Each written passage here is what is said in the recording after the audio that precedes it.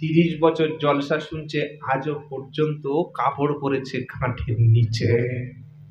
বেটা ছেলের পায়ে গাঁট আছে, আপনাদের আছে না? সব বয়সের কারণে নেই, সবার আছে বাবা। নবী বললেন শোনো, লা ইয়ানজুরুল্লাহ ইলা ইয়াউমিল কিয়ামাহ। পুরুষদের বলছে, ও পুরুষ শোনো, সুপুরুষ আর কি কাপুরুষ দুজনেই শোনো, তোমরা যখন পোশাক পরবে, লা ইয়ানজুরুল্লাহ, আল্লাহ তাকাবে না, ইলা ইয়াউমিল কিয়ামাহ, আল্লাহ তাআলা কিয়ামতের দিন ওই ব্যক্তির দিকে রহমতের দৃষ্টিতে তাকাবে না। আল্লাহ যদি না তাকায় তার জান্নাত হবে না, আল্লাহ যদি না তাকায় তার ক্ষমা হবে না। কোন ব্যক্তি? নবী বললেন সেই ব্যক্তির দিকে আল্লাহ রহমতের দৃষ্টিতে তাকাবে না যেই ব্যক্তিটা প্যান্ট, লুঙ্গি, পাজামা, চুস যা বলেন, যখন পোশাকটা পরে গাঁটের নিচে কাপড় ঝুলিয়ে পরে। এই রাস্তা থেকে সকালবেলা আপনি বসবেন এখানে, এই একদম গেটের সামনে, 50টা মুসলমান গেলে 48 জনের প্যান্ট লুঙ্গি গাঁটের নিচে ঝুলছে। অজ্ঞতা, জাহেলিয়াত, মূর্খতা। কেন গাঁটের নিচে নবী নিষেধ করলেন? কেন? আল্লাহর নবী যেটা নিষেধ করেছেন সেটাই আমরা মানব, বলুন ইনশাআল্লাহ। এই বক্তব্যটা শোনার পরে আশা করি যারা যুবক এসছো, স্কুল, কলেজ, ইউনিভার্সিটি, অফিস, আদালত, ব্যাংকে, এয়ারপোর্টে, আমি তো সব জায়গায় যাই, ব্যাংকে আমার যেতে হয়, বাজারে যেতে হয়, রেল স্টেশনে যেতে হয়, ফ্লাইটে বিভিন্ন দেশ বিদেশে বিভিন্ন রাজ্যে আমাকে প্লেনেও যেতে হয়। কই আমি তো কোনোদিন এয়ারপোর্টে, ওই সবচাইতে হাই সিকিউরিটি জায়গা কি বাস স্ট্যান্ড না এয়ারপোর্ট? কি বলছেন? কথা বলেন না। Auto stand, airport. সবচাইতে যারা মানে হাই ক্যাটাগরির মানুষ তারা ওই প্লেনে যায়, তাই তো আপনাদের কি মনে হচ্ছে নাকি? কোনোদিন তো এয়ারপোর্টে যারা সিআরপিএফ থাকে, সিআইএসএফ থাকে, ওরা তো আমাকে কোনোদিন বলেনি যে স্যার আপনার এই পায়ের গাঁটের নিচে কেন পোশাক পরেছেন, জিজ্ঞাসা তো করেনি, বরং তারা রেসপেক্ট করে, সম্মান করে। কি বুঝলেন? 1400 বছর আগে মুহাম্মদ বলে গেছেন সাল্লাল্লাহু আলাইহি সাল্লাম, ও বেটা ছেলে উম্মত, যদি তোমরা নবীকে ভালোবাসি, মিলাদে শুধু মুখে বললে হবে না, ইয়া রাসূলুল্লাহ মন মদিনা উড়ে যাচ্ছে, কিন্তু এটা মুখে বলার সাথে সাথে যখন প্যান্ট পরবে, লুঙ্গি পরবে, পাজামা পরবে, পায়ের গাঁটের নিচে পোশাক পরা বেটা ছেলের জন্য হারাম, হারাম, হারাম। এটা শোনার পরে যদি আপনি ওই প্যান্ট ঝুলিয়ে পড়েন, আল্লাহর নবী বলেছেন আল্লাহ তার দিকে কিয়ামতে তাকাবে না। নাম্বার 1। এবার সমস্ত নারীরা, আমাদের যত ভাবি, চাচি, খালা, বোন, সিস্টার, আমাদের যত মা যারা শুনছেন আমার বক্তব্য আর পরেও শুনবেন, নবী মেয়েদের বললেন তোমরা গাঁটের উপরে পোশাক কখনো তুলে পরবে না। এখন যে লেগিংস বার হয়েছে, 1, 2 নম্বর গেগিংস নাকি একটা জ্যাগিংস, আর একটা রয়েছে এই পা এরকম আর এরকম চওড়া যেটা পরে, ওটা কি? প্লাজো। আহা কি সুন্দর নাম। প্লাজো বলেন, লেগিংস বলেন, জ্যাগিংস বলেন, আর যাই কিছু আছে, নবী মহিলাদের বললেন তোমাদের পায়ের গাঁটের নিচে পোশাক ঝুলিয়ে পড়ো। মেয়েদের বললেন নিচে নামিয়ে দাও, আর বেটা ছেলেদের বললেন উপরে তুলে দাও। আমরা বললাম নবী তোমাকে আমরা মুখ থেকে ভালোবাসি, কিন্তু আমি যখন পোশাক পরবো নবী তোমার কথাটা নিতে পারলাম না, যেহেতু আমি তো শয়তানের খালাতো ভাই, সেজন্য আমি গাঁটের নিচেই পোশাক পরবো, আর আমার মেয়ের জন্য যে জ্যাগিংসটা, লেগিংসটা আর ওই প্লাজো কিনে আনবো, ওটা যেন হাঁটু আর ওই মানে কি বলতেন গাঁটের মাঝখানে থাকে, যেন বেটা ছেলে দেখতে পায় যে কি সুন্দর মেয়ে যাচ্ছে, তা আবার পায়ে একটা কালো সুতা বাঁধা। কি বুঝতে পারছেন না? পাচ্ছেন না? নারীর পুরো দেহটা পর্দা। সুবহানাল্লাহ বলতে ইচ্ছা করে না? নারীর পুরো দেহটা কি পর্দা, পুরো দেহটা। হ্যাঁ, একদিন ফাতেমা রাদিয়াল্লাহু আনহা নবী কি বলছেন, আব্বা হে আমার প্রিয় রাসূল, পর্দা কতটুকু করব? শুনতে পাচ্ছেন? শুনতে পাচ্ছেন? ভালো করে শুনুন। হে আমার প্রিয় রাসূল, কতটুকু পর্দা করব, কতটুকু আমি শরীর ঢাকবো? নবী একটাই বক্তব্য করেছিলেন, ওই বক্তব্যটা যদি আজকের কোন নারী শোনে, আমল করে, বেশক নিঃসন্দেহে সে জান্নাতি। কি এমন বক্তব্য গো, একটাই শুনলে জান্নাতি, আর না লাগবে না? সেটা কি? নবী বললেন ফাতেমা তুমি ততটুকু পোশাক পরিমাণ তুমি খুলে রাখবে যতটুকু তুমি জাহান্নামের আগুন সহ্য করতে পারবে। হে ফাতেমা, তুমি ততটুকু তোমার চেহারা, ততটুকু তোমার সৌন্দর্য আব্রু ওপেন করবে, যতটুকু জাহান্নামের আগুন তুমি সহ্য করতে পারবে ততটুকু পোশাক তুমি খুলে রাখবে। আবার বলছি, নবী বললেন ফাতেমা, ততটুকু তুমি উলঙ্গ হবে, ততটুকু তুমি পরপুরুষকে দেখাবে, ততটুকু তুমি রাস্তার লোককে দেখাবে, ব্যাংকের লোকদেরকে দেখাবে, তুমি সোশ্যাল মিডিয়ায় দেখাবে, ততক্ষণ হাট বাজার সব মানুষকে দেখাবে, যতটুকু অংশ তুমি জাহান্নামের আগুনের মধ্যে আগুন সহ্য করতে পারবে। সেদিন থেকে ফাতেমা রাদিয়াল্লাহু তাআলা আনহা পায়ের পাতা ছাড়া আর অন্য কোনো অংশ পরপুরুষের সামনে কোনোদিন খুলে যায়নি। যারা শিক্ষিত বলবে এই মৌলবীরা খালি এই বোরকা পর্দা, এরা চায় যে মেয়েরা যেন ঘর থেকে না বার হোক, খালি বোরকা পরে কালো কাপড় পরে ঘরে থাক আর বছর বছর বাচ্চা দিক। না, ইসলাম নারীদেরকে সেফ জোনে রাখার জন্য এই সিস্টেম করেছে।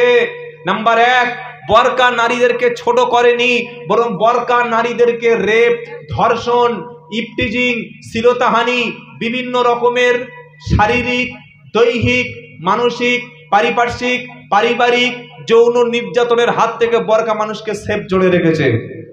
আরেকবার সুবহানাল্লাহ বলুন। বলে আপনি যে বললেন বোরকা মানুষকে সেভ করে, এটা দলিল কি? ইয়া আইয়ুহান নাবিয়্যু কুল্লি আজওয়াজিকা ওয়া বানাতিকা ওয়া নিসাইল মুমিনিন। জোরে হবে না সুবহানাল্লাহ? আল্লাহ বলছেন, হে নবী, ইয়া আইয়ুহান নবী কুল্লি আজওয়াজিকা ওয়া বানাতিকা ওয়া নিসাইল মুমিনিন ইদুনিনা আলাইহিন্না মিন জালাবিবিহিন্না দালিকা আদনা আইয়ুরাফনা ফালা ইউদাইন। আল্লাহু আকবার। এটার বাংলা কি? ইয়া আইয়ুহান নবী, হে আমার প্রিয় নবী, কুল্লি আজওয়াজিক। শুনছেন আপনারা? বিরক্ত হচ্ছেন না তো? কমিটি বললে হুজুর কতক্ষণ বলবেন? আপনার যতক্ষণ দম। আমি বললাম দম তো আমার সকাল পর্যন্ত। কি বুঝলেন? হ্যাঁ, মাইক পেলে আমরা খুব বলি, কিন্তু মানুষ কতটা খাচ্ছে দেখতে হবে। 10 পিস মাংস খেয়ে নিয়েছে, আরো 2 পিস দিয়েছে, ছা ছা মেরে দিয়েছে। তাকে দিতে ভালো লাগবে না? লাগবে না? 4টে ডিম খেয়ে নিয়েছে, আরেকটা দিয়েছে, 1 সেকেন্ডে দেখছে মাল নেই, দিতে ভালো লাগবে না? আর ডিম দিয়েছে, মাছ দিয়েছে, মাংস দিয়ে যা দিচ্ছে ওই প্লেটের সামনে শুধু টাল মেরে দেয়, দিতে ভালো লাগবে? তো যতক্ষণ আপনারা অ্যাকসেপ্ট করবেন, খাবেন বা নেবেন বা গ্রহণ করবেন, আমি মানুষের মন এই স্টেজ থেকে দেখলে বোঝা যায়। কি বলছে? বোঝা যায় না? যায়, বোঝা যায় যে মানুষ কতটা নিতে পারছে। এইরকম বক্তব্য লাভ নাই। সারা রাত শুনলাম, সকালে বললো কি বলবো, কি কি বলবো, এরকম যেন না হয়। কি বুঝলেন? কোরআন, ইয়া আইয়ুহান নবী, হে আমার প্রিয় নবী, কুল বলুন, লি আজওয়াজিক তোমার স্ত্রীদেরকে বলুন, ওয়া বানাতিকা ওয়া নিসাইল মুমিনিন তোমার কন্যাদেরকে এবং মুমিন নারীদেরকে বলুন। 3 জনকে অ্যাড্রেস করলেন কোরআন। প্রথম তোমার স্ত্রীদেরকে, মুমিন তোমার বোনদেরকে, মেয়েদেরকে এবং মুমিন নারীদেরকে বলুন। কি বলুন? কুল্লি আজওয়াজিকা ওয়া বানাতিকা ওয়া নিসাইল মুমিনিনা ইদুনিনা আলাইহিন্না মিন জালাবিবিহিন্না। আল্লাহ পাক বলছেন নবী, তাদের জিলবাবটা, এই যে, হ্যালো আমার দিকে লক্ষ্য করুন, এই রাস্তার দিকে তাকাচ্ছে, আরে বক্তব্য তো করছি আমি, অন্যদিকে তাকাচ্ছেন কেন? খুব ভালো করে লক্ষ্য রাখুন। আল্লাহ বললেন বলুন, ইদুনিনা আলাইহিন্না মিন জালাবিবিহিন্না। আমি কি পাগল হয়ে গেছি? এটা ঢাকছি মাথা দিয়ে। কি? ইদুনিনা আলাইহিন্না মিন জালাবিবিহিন্না। আল্লাহ পাক বলছে নবী, তোমার স্ত্রীদেরকে, তোমার মেয়েদেরকে, মুমিন নারীদেরকে বলো তাদের মাথার চাদরটা, তাদের দেহের উপরের অংশটা দিয়ে যেন তারা ঢেকে নেয়। সুবহানাল্লাহ বলুন না। এটা ঢেকে কে নিতে বললেন? মানুষ সাহেব বলেছে, মুফতি সাহেব বলেছে, পীর সাহেব বলেছে, জামাতের লোকেরা বলেছে নাকি? আল্লাহ কে বলেছেন? কে বলেছেন? ইদুনিনা আলাইহিন্না মিন জালাবিবিহিন। এটার উপকার কি পাবে, ফল কি পাবে, রেজাল্ট কি আসবে? দালিকা আদনা আই ইউরাফনা ফালা ইউদাইন। দুটো লাভ হবে, দুটো কাজ হবে। একটা হলো তাদেরকে সহজে মুসলিম নারী বলে চেনা যাবে, তাদেরকে মুমিন নারী বলে চেনা যাবে, তাদের জান্নাতি নারী বলে চেনা যাবে। দুই নম্বর হলো উত্ত্যক্ত, অশ্লীলতা, রেপ, ধর্ষণ, পাপাচার, তাদেরকেও খারাপ ইঙ্গিত, খারাপ টার্গেট করার হাত থেকে আল্লাহ বাঁচাবে। বললে হুজুর প্রমাণ? পৃথিবীতে ভারতবর্ষের জমিনে প্রতি 23 মিনিটে একটা করে ধর্ষণ হয়। পৃথিবীর সব দেশে ধর্ষণ হয়, কিন্তু সবচাইতে কম ধর্ষণ হয় কোন দেশে? সৌদিতে। সৌদিতে ধর্ষণের শাস্তি দুটো। একটা হচ্ছে বিয়ের আগে যদি কেউ ধর্ষণ করে, জেনা করে, তার 100 চাবুক মারো। এটার দলিল হচ্ছে কোরআন, আয-যানিয়াতু ওয়াজ-যানি ফাজলিদু কুল্লা আহিদিম মিনহুমা মিআতা জালদা। কোরআন বলছে যদি কেউ কাউ জেনা করে, জেনাকারী পুরুষ কিংবা জেনাকারী নারী ধরা পড়ে যাওয়ার পরে তাকে তোমরা 100 চাবুক মারবে। কত? 100। আর বিয়ে করার পরে এই নিকৃষ্ট কাজটা যদি কোনো পুরুষ করে, কোনো চাচা যদি বাড়িতে চাচি রেখে আরেকটা নারীর সঙ্গে এই কাজটা করে, কোনো ভাই যদি বাড়িতে ভাবি রেখে বিদেশে গিয়ে এই জেনার কাজটা করে, কিংবা কোনো ভাবি যদি দাদাকে বিদেশে পাঠিয়ে দিয়ে পরপুরুষের সঙ্গে এই কাজে লিপ্ত হয়, কোনো নারী যদি, কোনো মহিলা যদি স্বামী রেখে যদি এই কাজে আবার লিপ্ত হয়, কোরআন শোনাচ্ছে বিয়ের পরে কাজটা করেছে মানে তার আর বাঁচার কোনো অধিকার নাই। বুক পর্যন্ত খনন করো, শরীর থেকে পোশাকটা খনন করে গর্তে ফেলে দাও, পাথর মারতে শুরু করো, এবং পাথর যখন মারবে সেখানে একদল মুমিন পুরুষ দাঁড়িয়ে দাঁড়িয়ে দেখবে, একদল মুমিন পুরুষ দাঁড়িয়ে দাঁড়িয়ে দেখবে। ওয়াল ইয়াশহাদ আদাবাহুমা তাইফাতুম মিনাল মুমিনিন। একদল মুমিন সেখানে দাঁড়িয়ে দাঁড়িয়ে দেখবে, যারা দেখবে তাদের মনের মধ্যে ভয় আতঙ্ক ছড়িয়ে যাবে, আমি যদি জেনা করি, আমি যদি ধর্ষণ করি, এই রকম পাথর ছুঁড়ে ছুঁড়ে আমারও মারা হবে। এই শাস্তিটা যদি সমাজে বলবৎ থাকে, আরজিকরের মতো ঘটনা আর কখনো ঘটবে না। জোরে বলুন। খালি বলছে উই ওয়ান্ট জাস্টিস, বিচার চাই, বলছে না? বলে না? আমরাও বিচার চাইছি ভাই। ধর্ষণ প্রমাণ হয়ে যাওয়ার পরে সিবিআই কেন, এনআইএ কেন বসে বসে জেলখানায় খাওয়ানো হবে কেন? ধর্ষণ হয়ে গেছে প্রকাশ্য ধর্মতলায়, শহীদ মিনারের সামনে, শিয়ালদা স্টেশনে, হাওড়া স্টেশনে, একদম টেলিভিশন সমস্ত চ্যানেল লাইভ হবে, তার মাঝখানে ধর্ষককে ফাঁসি দাও, পাথর মারতে মারতে মারো। পশ্চিমবঙ্গে ধর্ষণের পার্সেন্টেজ 100 থেকে কমে 10% হবে। আপনারা কি বলছেন বলুন? আমাদের কি হয়? পাড়ায় ছেলে মেয়ে ধরা পড়েছে কলা বাগানে, আম বাগানে, জাম বাগানে, লিচু বাগানে, মেলায়, কিংবা কোনো একটা অনুষ্ঠানে, বিচিত্রা অনুষ্ঠান দেখতে গিয়ে প্রথমে ক্লাবে এনে খুব পেটাপিটি হলো, একদম হাতের আশা মিটিয়ে দিল, তারপরে বলে তুই কোন পার্টির, তৃণমূল, কংগ্রেস না অন্য কোনো পার্টি? যদি সুবিধা মতো পার্টি হয় তাহলে বলে আমাদের দলের লোক, ভাই ছেড়ে দে, কি করা যাবে? আর যদি বিরোধী হয় বলে চামড়া ছাড়িয়ে নে, তাই তো? এবার বলে 1 লাখ টাকা ফাইন কর, ওই ফাইনটা 1 লাখ টাকা ক্লাবে ছাপ ফেলবো, ক্লাবে রং করবো, ক্লাবে ফাংশন দেবো।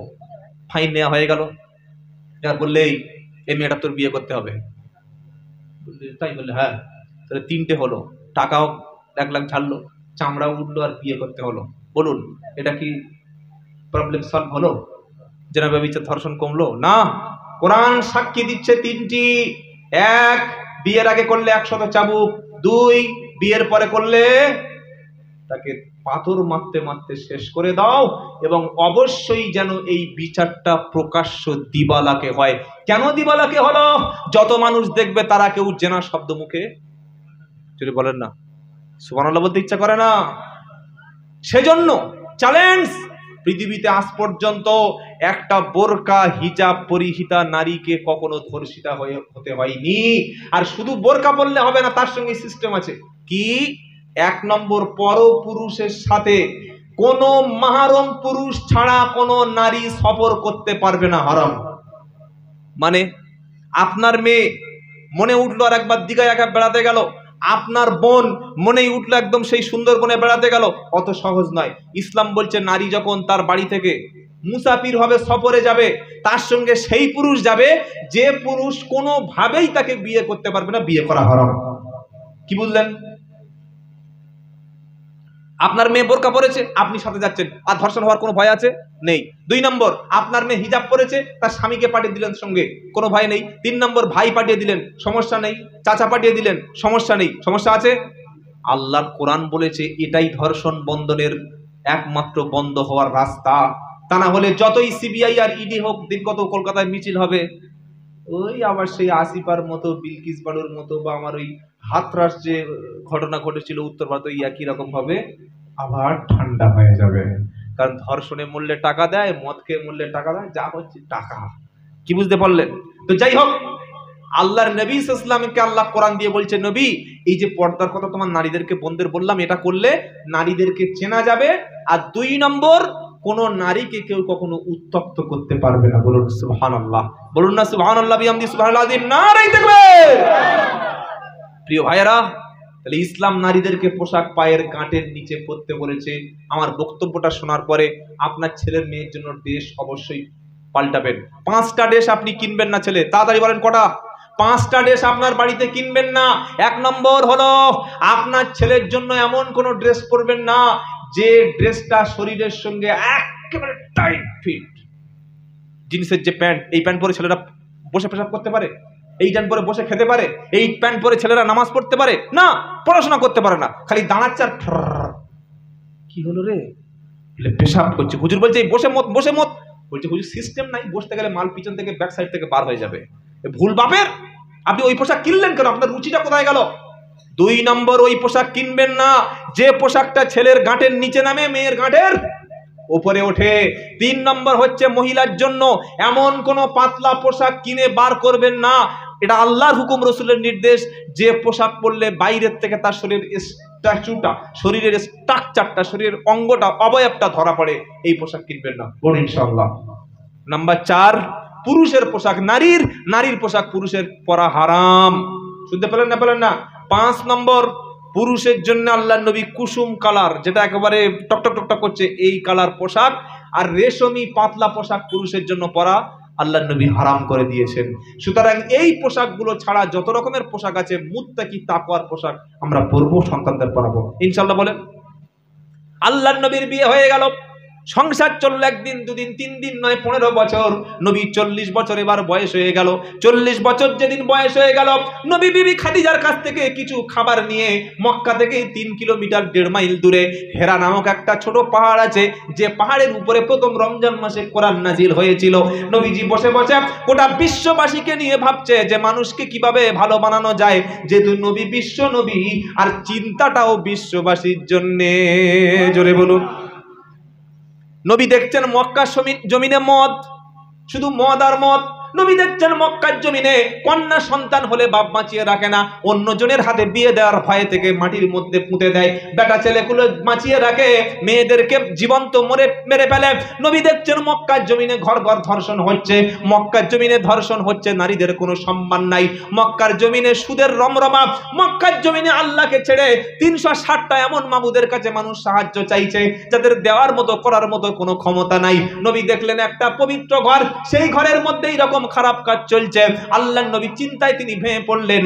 আর 40 বছর 11 দিন রমজান মাসে আল্লাহ তাআলা রাসূলের উপরে কোরআন পাঠিয়ে দিলেন। জোরে বলুন সুবহানাল্লাহ। শাহরু রমাদানাল্লাযী উনজিলা ফীহিল কুরআন হুদাল লিন-নাসি ওয়া বায়্যিনাতিম মিনাল হুদা ওয়াল ফুরকান। জোরে বলুন সুবহানাল্লাহ। 2 নম্বর পারা 8 নম্বর পৃষ্ঠা 1 নম্বর লাইন 185 নম্বর আয়াত সূরা আন-নামবাকারা। আল্লাহ বলছে, বিশ্ববাসী তোমাদের উপরে যে বিশাল বড় একটা কিতাব এসেছে, ওটা শাবান মাসে, জিলকদ মাসে, জিলহজ মাসে, মুহররম মাসে কুরবানির চাঁদে নাজিল করলাম না। আমি আল্লাহ বেঁচে বেঁচে শাহরু রমাদানাল্লাযী উনজিলা ফীহিল কুরআন হুদাল লিন-নাসি ওয়া বায়্যিনাতিম মিনাল হুদা ওয়াল ফুরকান। মাহে রমজানে বিশ্ববাসীর হেদায়েতের জন্য আমি আল্লাহ কোরআন পাঠিয়ে দিলাম। জোরে বলবেন না? জোরে বলবেন না সুবহানাল্লাহ? দিয়ে কি বললাম? লাকাদ মান্নাল্লাহু আলাল মুমিনিনা ইদ বাসা ফীহিম রাসূলাম মিনহুম ইয়াতলু আলাইহিম আয়াতিকা ওয়া ইউআল্লিমুহুমুল কিতাবা লাকাদ মান্নাল্লাহু আলাল মুমিনিনা ইদ বাআসা ফীহিম রাসূলাম মিনহুম ইয়াতলু আলাইহিম আয়াতিহি ওয়া ইউযাক্কিহিম ওয়া ইউআল্লিমুহুমুল কিতাবা ওয়াল হিকমা ওয়া ইন কানু মিন ক্বাবলু লাফি দালালিম মুবিন। 4 নম্বর পারা 11 নম্বর পৃষ্ঠা 12 নম্বর লাইনের 164 নম্বর আয়াত, সূরার নাম সূরা আল ইমরান। আল্লাহ বলছেন লাকাদ মান্নাল্লাহু আলাল মুমিনিনা, আল্লাহর পক্ষ থেকে মুমিনদের উপর এটা হচ্ছে করুণা। সুবহানাল্লাহ বলবেন না? আল্লাহর পক্ষ থেকে মোমেনদের জন্য দয়া, আল্লাহর পক্ষ থেকে মোমেনদের জন্য রহমত। কি রহমত? ইদ বাআসা ফীহিম রাসূলাম মিনহুম, রাসূলদের মধ্য থেকে তাদের কাছে এমন একজনকে রাসূল করে পাঠালাম, ইয়াতলু আলাইহিম আয়াতিহি, যিনি মানুষকে আল্লাহর নিদর্শন, আল্লাহর বাণীগুলি, আল্লাহর কালামগুলি তিনি তেলাওয়াত করে শোনাবে। জোরে হবে না?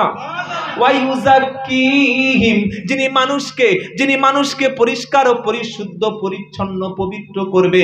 3 নম্বর ওয়া ইউআল্লিমুহুমুল কিতাবা ওয়াল হিকমা, যিনি মানুষকে জ্ঞান বিজ্ঞানের শিক্ষা দেবে, কিতাবের শিক্ষা দেবে। ওয়া ইন কানু মিন ক্বাবলু লাফি দালালিম মুবিন, কোরআন আসার আগে তোমরা ছিলে পরিষ্কার ও বিভ্রান্ত একটা জাতি। কে বলছে? আল্লাহ। আবার এই কথা একদম সেম একই কথা সূরার নাম জুমা 28 পারা 2য় আয়াতে বলছে। কি বলছে?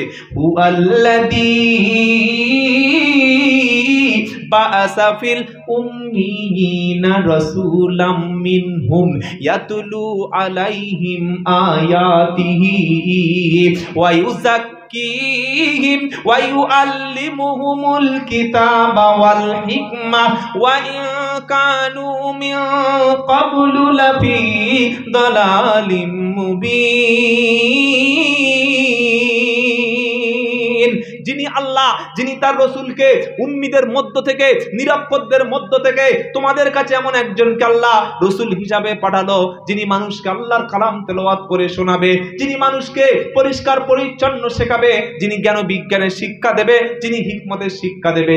ইতিপূর্বে মানে কি? কোরআন আসার পূর্বে তোমরা কি ছিলে বলো? আল্লাহ চোখে আঙ্গুল দিয়ে বলছে মক্কার লোকেরা বলো, ওয়া ইন কানু মিন ক্বাবলু লাফি দালালিম মুবিন, কোরআন আসার আগেই তোমরা ছিলে একদম গোমরা বিভ্রান্ত জাতি। গোমরা না হলে কেউ মেয়ের পুঁতে ফেলে? কথা বলেন না। কেউ যদি পথভ্রষ্ট গোমরা না হয় নিজের মেয়ের জ্যান্ত পুঁতে ফেলে? কত বড় খেপালো! নিজের মেয়ে হয়েছে মাটির ভিতরে পুঁতে দিয়েছে, এই রানাঘাটের কাছে, কৃষ্ণনগরের কাছে গিয়ে পুঁতে দিয়েছে। কেন? বলে না মেয়ে হয়েছে। আল্লাহ বলছে না, পুরুষ আর নারী আমি আল্লাহ সৃষ্টি করেছি। বলুন সুবহানাল্লাহ। যাদেরকে পুঁতে ফেলেছে এই নারীগুলি কিয়ামতের দিন বলবে বিআই দামবিন কুতিলাত, আমাদের অপরাধ কি? আমরা কোন ক্রাইম করেছি যে আমাদের তোমরা পুঁতে ফেলেছিলে? এই প্রশ্ন সেদিন করা হয়েছিল। 40 বছর বয়স, আল্লাহর নবী হেরা গুহায় বসে বসে চোখ বন্ধ করে গোটা বিশ্বকে নিয়ে ভাবছে। ও নবীর উম্মত, নবী তো বিশ্বকে নিয়ে ভেবেছে, আমার এবং আপনার, আমার ফ্যামিলি নিয়ে চোখ বন্ধ করে ভাবার দরকার ছিল যে আমার মরণের পরে আমার ঘরে নামাজি থাকবে কিনা, আমার মরণের পরে আমার ঘরে কোরআন পড়ার লোক থাকবে কিনা, আমার মরণের পরে আমার বাড়িতে হালাল ব্যবসা করার লোক থাকবে কিনা, আমার মরণের পরে আমার জানাজার নামাজটা আমার ছেলে পড়াতে পারবে কিনা, আমার মরণের পরে আমার বাড়িতে সুদের ব্যবসা চলবে কিনা, আমার ছেলেগুলো সমাজ বিরোধী কাজের সঙ্গে যুক্ত হয়ে যাবে কিনা, আমার ছেলেগুলোর বিরুদ্ধে থানায় মামলা হবে কিনা, আমার ছেলেকে আমি প্রকৃত মানুষ হিসাবে, প্রকৃত দেশপ্রেমিক হিসাবে, প্রকৃত মানবতার কল্যাণের জন্য একজন ভালো নেক সুসন্তান হিসাবে আমি বাপ শিক্ষা দিয়ে যেতে পেরেছি কিনা, আমার সন্তান আমার মুখ উজ্জ্বল করবে না আমার কবরে শুয়ে শুয়ে হারামখোর বদমাশ এই গাল শুনতে হবে। কি এটা ভাবার দরকার ছিল না? ছিল না? কথা বুঝতে পারছেন না? পারেন না? আল্লাহর নবী ভাবছেন, প্রচুর ভাবছেন। রমজান মাস, একদম 11ই রমজান, কেউ বলেছে 17ই রমজান। জিব্রাইল আসলেন, আল্লাহর একজন ফেরেশতা, বিশাল পাওয়ার, এক ঝাপটায় আসমানের আরশ নিচে থেকে আল্লাহর কাছ থেকে জিব্রাইলের যে মানে স্থান রয়েছে, সেখান থেকে নবীর কাছে চলে আসে। বলুন সুবহানাল্লাহ। এসে বলছেন ইকরা ইকরা ইকরা। পারা নাম্বার 30, সূরার নাম আলাক, 5টা আয়াত। প্রথম হলো রমজান মাস। তার আগে কোরআন কি কেউ জানতো না, নবীর কাছেও কোরআন আগে আসে নাই। বলুন না সুবহানাল্লাহ। এসেই বলছে পড়ো পড়ো পড়ো।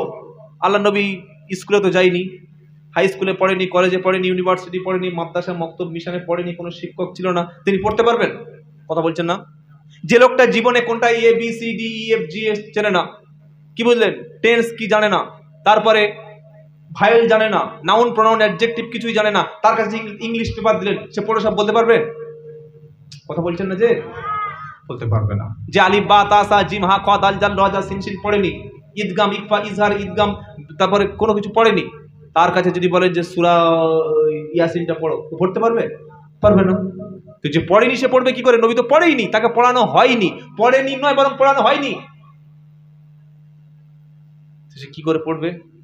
নবী বলে ফেলেছে মা নাবি করিন, আমি পড়তে পারি না, আমি আগে পড়িনি, আমার কোনো শিক্ষক নেই। জিবরাইল নবীকে ধরে একদম বুকের সঙ্গে এইরকম ধরেছে, উফ, ভীষণ কষ্ট হচ্ছে।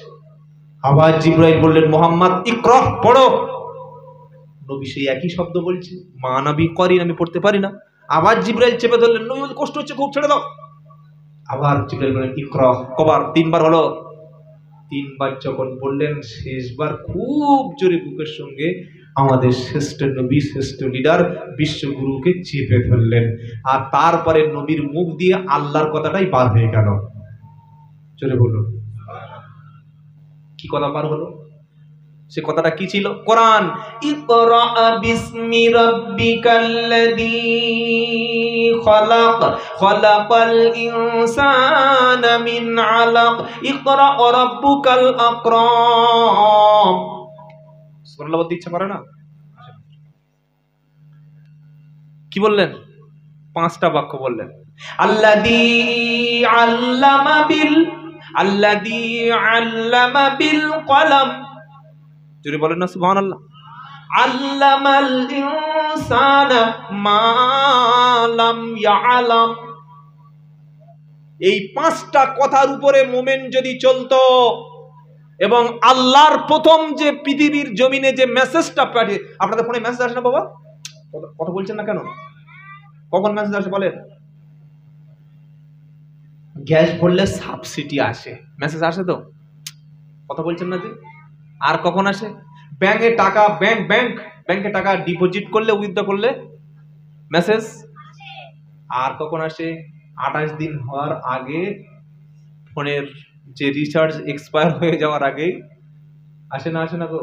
সবার আসে না একজন দুজনের আসে? সবার আসে। তো মেসেজ মানে বার্তা। আল্লাহ একটা মেসেজ পাঠাচ্ছেন, ওটা কি আপনার ফোনে নাকি? না, নবীর উপরে 5টা লাইনের মেসেজ। সুবহানাল্লাহ বলতে ইচ্ছা করে না? প্রথম মেসেজটা কি? ইকরা বিসমি রাব্বিকাল্লাযী খালাক। ও নবী মুহাম্মদ সাল্লাল্লাহু আলাইহি ওয়াসাল্লাম, ইকরা, তুমি পড়ো তোমার প্রভুর নামে, যিনি সৃষ্টি করেছেন মানুষকে। বলুন না সুবহানাল্লাহ। যিনি মানুষ সৃষ্টি করেছেন তার নামেই পড়ো। তো নবী তো পড়তে পারে না, ওই 3বার চেপে ধরলে এবার বললো ইকরা ওয়া রাব্বুকাল আকরাম, পড়ো তোমার সম্মানিত, সবচাইতে সম্মানিত প্রভুর নামে। সুবহানাল্লাহ বলতে ইচ্ছা করে না? পড়ার কথা কবার? জোরে জোরে জোরে বলেন। ইকরা বিসমি রাব্বিকাল্লাযী খালাক, পড়ো তোমার প্রভুর নামে, যিনি সৃষ্টি করেছেন। খালাকাল ইনসানা মিন আলাক, যিনি সৃষ্টি করেছেন মানুষকে জমাট বাঁধা রক্ত থেকে, নুতফা থেকে, বীর্য থেকে। ইকরা ওয়া রাব্বুকাল আকরাম, পড়ো তোমার মহা সম্মানিত প্রভুর নামে। 2বার বলল পড়ো, কবার? জোরে জোরে। এবার কি বলছে আল্লাহ? আল্লাযী আল্লামা বিল কলম, যিনি মানুষকে শিখিয়েছেন, ইলম দিয়েছেন, জ্ঞান দিয়েছেন কলম দ্বারা। সুবহানাল্লাহ বলেন না? কলমের দ্বারা আমরা লেখাপড়া শিখি না গো? এটা 1400 বছর আগে বলে দিয়েছে, তোমাকে বাঁচতে হলে পড়তে হবে আর কলম ধরতে হবে। খালি 6টা ছেলের জন্ম দিয়ে বলছে 6 জন ছেলে 6টা লাঠি ধরিয়ে দিয়ে আয় সারা ফেড়ে দেবো। কি আমরা বলি না গো? কথা বলছেন না যে? 8টা ছেলে খালি বুকে সালা বার হয়ে আয়, 8টা ছেলের হাতে 8টা 2 ফুট বাঁশ কেটে ধরিয়ে দেবো, তোর বাপের নাম ভুলিয়ে দেবো। সংখ্যা দিয়ে বাঁচতে পারবেন না। 40টা গাধা আর একটা বাঘ যথেষ্ট। কি বলছেন আপনারা? আপনার পাড়ায় 500 মুসলমান থাকবে, মাংস খাওয়া মুসলমান, ছাগল খাওয়া, গরু খাওয়া মুসলমান, আর একটা খ্রিস্টান থাকবে পাশের পাড়ায়, অনলি ফর ওয়ান, এক পিস। ওই খ্রিস্টানটা হচ্ছে হাইকোর্টের একজন বিচারপতি বা একটা আইনজীবী। 500 মুসলমান যদি না লেখাপড়া শেখেন না, একজন শিক্ষিত নন মুসলিম আপনার 500 মুসলমানকে নাকে দড়ি দিয়ে ঘোরাতে পারে না? পারে না গো। এজন্য আপনাকে বাঁচতে হলে দুটো জিনিস তুলতে হবে হাতে, বন্দুক আর বোম, তাই তো নাকি? মরে যাবে, পচে যাবে। ভারতবর্ষের জমিনে, পশ্চিম বাংলার জমিনে যখন পঞ্চায়েত নির্বাচন হয়, যতগুলো অশান্তি গন্ডগোল মারামারি হয়, সবচাইতে বেশি মারে মাথা মুসলমান। আপনারা কি বলছেন বলুন না। আল্লাহর রহমতে আমি 50টার বেশি প্রোগ্রাম আপনাদের এই মুর্শিদাবাদ আর মালদায় 100টার বেশি প্রোগ্রাম করি। এই ভাই আমাকে সকালে বলছিলেন যে আপনি এই রাস্তা করলেন, ভাই ওই রাস্তা পুরো আমার মুখস্থ, খালি আপনি লোকেশনটা বলুন। কি বুঝলেন? কারণ আমাদের মধ্যে শিক্ষা নাই, আমরা বই হাতে তুলতে পারিনি আর কলম ধরতে পারিনি। সব ধরেছি, বোম ধরেছি, বন্দুক ধরেছি, সব ধরেছি, কিন্তু কলম ধরতে পারিনি আর বইটা পড়তে পারিনি। অনুরোধ করে বলছি, জমি বিক্রি করুন, জায়গা বিক্রি করুন, ভাড়ার ঘরে থাকুন, কিন্তু ছেলেকে তার চলার মতো শিক্ষাটা তাকে দিয়ে দেবেন। অনেক বলেন মুসলমানদের চাকরি হয় না, পড়ে কি হবে? খ্যাপা কথাকার। চাকরির জন্য পড়াশোনা নয়, পড়াশোনা হচ্ছে সচেতনতা। পড়াশোনা না শিখলে সে বিশ্ব জানতে পারবে না, দেশ জানতে পারবে না, সে ব্যবসায় জানতে পারবে না। মানুষ হওয়ার জন্য তাকে প্রথম শিক্ষা লাগবে। আল্লাহ তাআলা নবীকে বলতে পারতেন না আকিমিস সালাত, হে নবী তুমি প্রথম নামাজ পড়ো? আল্লাহ বলতে পারতেন না? কথা বলছেন না যে? আল্লাহ যদি বলতেন নবী ওয়াতুজ যাকাত, নবী সঙ্গে সঙ্গে হেরা গুহা থেকে নেমে এসে যাকাত শুরু করে দাও। হে নবী তুমি দাড়ি রাখো। আল্লাহ যদি প্রথম বলতেন মুসলমানদের জন্য প্রথম দাড়ি রাখা ফরজ হতো। আল্লাহ যদি বলতেন নবী তুমি সিয়াম পালন করো, মুসলমানদের জন্য প্রথমে সিয়াম রোজা পালন করা ফরজ হতো। কি বলতে পারতেন না? আল্লাহ যদি বলতেন প্রথমে খাও, কি জবাই করে খাও, প্রথমে আল্লাহ জবাই করতে বলেনি, দাড়ি রাখতে বলেনি, টুপি পরতে বলেনি, নামাজ বলেনি, হজ জাকাত পাঞ্জাবি বোরকা বলেনি। প্রথম বললো পড়ো, আগে পড়ো, তারপরে কলম ধরো। পড়লে তুমি কোনটা জানতে পারবে, না পড়লে তুমি মূর্খ থাকবে। ওয়াল্লাযিনা উতুল ইলমা দারাজাত, আল্লাহ বলছে ইলম যাদের দিয়েছি সম্মান মর্যাদা তো তাদের জন্য। সুবহানাল্লাহ বলতে ইচ্ছা করছে না? আকাশের পূর্ণিমার রাতে লক্ষ কোটি বিলিয়ন ট্রিলিয়ন তারকাদের মধ্যে একটা চাঁদের যে মর্যাদা, নবী বলল উম্মতের মধ্যে জ্ঞানী যারা, আলেম যারা, ওলামা সম্প্রদায়, তাদের সেই মর্যাদা। শিক্ষিত মানুষের সম্মান আছে না নেই? আছে। তবে শিক্ষিত মানুষ যদি মূর্খদের সমাজে পড়ে তার অবস্থা খারাপ। ওই জন্য মূর্খদের সাথে তর্ক করতে ইসলাম। আল্লাহ কি বলছেন? ও আরিদ আনিল জাহিলিন, নবী মূর্খদের এড়িয়ে চলো। কাদের? সূরা ফুরকান কি বলছে? ওয়াইদা খাতাবাহুমুল জাহিলুনা ক্বালু সালামা। মূর্খ জাহিল যখন আপনার সঙ্গে তর্ক করতে আসবে, ওরা তো পারবে না, কি তর্ক করবে, শুধু তর্ক। হুজুর এটা কি হবে, ওটা জানেই না। ওযু ঠিক মতো জানে না বলে ওযু ঠিক মতো করতে পারে না। ও হুজুরে বলছে হুজুর জুমার দিন করার নামাজ পড়তে হবে। হুজুর রমজান মাসে যদি স্বামী স্ত্রী চুমো খায় কি হবে? হুজুর রমজান মাসে লুকিয়ে যদি পানি খায় কি? সালা হুজুর ফরজ জানে না, আজে বাজে প্রশ্ন করতে শুরু করেছে। বুঝতে পারছেন না? বলেন না। আল্লাহর নবীকে অযথা প্রশ্ন করতে মানা করা হয়েছে। এক ব্যক্তি বলছেন হে রাসূল জীবনে আমি কবার হজ করব? নবী বলেন একবার ফরজ। তারপরের বারে করা? নবী চুপচাপ আছেন। হুজুর বলুন না তারপরে যদি হজ করা কি? তৃতীয়বার বলেন হুজুর তারপরে হজ করা কি? নবী বললেন শোনো আমি একবার বলেছি ফরজ, এখন যদি তৃতীয়বার বলতাম ফরজ, আমার উম্মতের জন্য দ্বিতীয়বার হজ করা ফরজ হয়ে যেত। অতিরিক্ত প্রশ্ন করতে নাই, অতিরিক্ত প্রশ্ন জোরে বলেন করতে নাই। আর মূর্খ লোকের স্বভাব কি? খালি প্রশ্ন করা। বুঝলেন? এরা জীবনে পড়বে না, জীবনে এরা বই পড়বে না, খালি শুনবে কোন বক্তা কি বলেছে, বাংলাদেশ কি বলেছে, অমুক বক্তা কি বলেছে, আর টুকটুক করে প্রশ্ন করবে। জ্ঞানী লোক প্রশ্ন কম করে, পড়ে। আর মূর্খ লোকের স্বভাব কি? খোঁচা মেরে দেখবে যে মাল ভিতরে কি আছে। কি বুঝলেন? খালি প্রশ্ন করবে। এই জন্য মূর্খ পাড়ায় বক্তব্য করা খুব, আপনারা জ্ঞানীগুণী মানুষ দেখে বোঝা যাচ্ছে। তা না হলে এই কোরআনের বক্তব্য জ্ঞানী লোক ছাড়া শোনে না। বুঝলেন? কারণ আমি তো অনেক জায়গায় গেছি। এই গত 2021 সালে করোনার পরের বছর জলপাইগুড়ি গিয়েছিলাম। বাগডোগরা এয়ারপোর্ট থেকে আরো 50-60 কিলোমিটার 70 কিলোমিটার দূরে। তো এয়ারপোর্ট থেকে নামলাম, আমার গলায় একটা ফুলের মালা দিয়ে একদম বরণ করে নিল। খুব ভক্ত, কি বুঝলেন, শিরায় শিরায় রক্ত, হুজুরের ভক্ত। গিয়ে দেখি শালা খেক শিয়ালের ভক্ত। এই যেরকম কোরআন থেকে আল্লাহ বলাচ্ছে এরকম বলছি, আলেম ওলামা আছে, বললো না এসব আমাদের এখানে ভালো লাগছে না, আপনি একটু বড় পীর আব্দুল কাদের জিলানীর জীবনী বলুন। না তো জিলাপি খাওয়া মাল তো জিলানীর জীবনী, তাই তো শুনবে। বড় পীর আব্দুল কাদের জিলানী শ্রেষ্ঠ অলি, শ্রেষ্ঠ আলেম, আমরা সম্মান করি। তার জীবনী বাংলা ভাষায় বার হয়ে গেছে। আপনার ছেলে ক্লাস 5-এ পড়ে, ওকে 2 ঘন্টা সময় দিলে পড়ে নিতে পারবে না? পারবে না? কথা বলছেন না যে? তাহলে এই জীবনীটা শোনার জন্য আপনার আমাকে 30,000 টাকা, প্লেনে প্রায় 10,000 টাকার টিকিট, এয়ারপোর্ট থেকে যাতায়াত, কিছু না কিছু দেবেন, এই 30-35,000 টাকা আমার পিছনে খরচ করলেন। 500 কিলোমিটার দূর থেকে আমাকে আনতে হলো জীবনী শোনার জন্য। তো যার যেমন রুচি সে তেমন মালি খাবে। আল্লাহ আমাদের কোরআন শোনার তৌফিক দান করুন, আমিন। জিবরাইল নবীকে 5টা মেসেজ দিচ্ছে, ইকরা বিসমি রাব্বিকাল্লাযী খলাক, খলাকাল ইনসানা মিন আলাক, ইকরা ওয়া রাব্বুকাল আকরাম আল্লাযী আল্লামা বিল কলম। পড়ো, আল্লাহ বলছে আল্লাযী আল্লামা বিল কলম, যিনি মানুষকে কলম দ্বারা জ্ঞান শিক্ষা দিয়েছে। কোন জ্ঞান? আল্লামাল ইনসানা মা লাম ইয়ালাম, সেই ইলম দিয়েছে যে তোমরা যা জানতে না। কলম, কলম ধরতে হবে আর পড়তে হবে। সকলে বলুন পড়বো, বলুন ইনশাআল্লাহ, বলুন সুবহানাল্লাহ। এবার কি বললাম? আল্লাহর নবীর 25, খাদিজার 40। নবী একবার বললেন না যে এত বড় মেয়ে কেন বিয়ে করব, আগে 2টো স্বামী মারা গেছে কেন বিয়ে করব, 4টে বাচ্চা আছে কে কেন দায়িত্ব নেব? বললেন না। কেন করলেন? নবী বিশ্ববাসীর জন্য নমুনা। লাকাদ কানা লাকুম ফি রাসূলিল্লাহি উসওয়াতুন হাসানা। জোরে হবে না সুবহানাল্লাহ? আল্লাহ রাসূল তোমাদের, পারা নাম্বার 22, সূরার নাম আহজাব। আল্লাহ পাক বলছেন, শুনে রাখো মুসলমান, রাসূল তোমাদের জন্য আদর্শ। কি?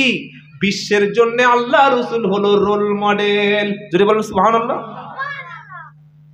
রাসূল ইচ্ছা করলে 25 বছরের নবী, যুবক, ইয়াং, তিনি ইচ্ছা করলে 18 বছরের মক্কার সুন্দরী, মদিনার সুন্দরীদের বিয়ে করতে পারতেন। তাহলে তোমাদের সমাজে যদি কোনো নারী বিধবা হয়ে যায়, 2, 3, 4টে বাচ্চা থাকে, ওই নারীটা কি আর কখনো কেউ বিয়ে করবে না?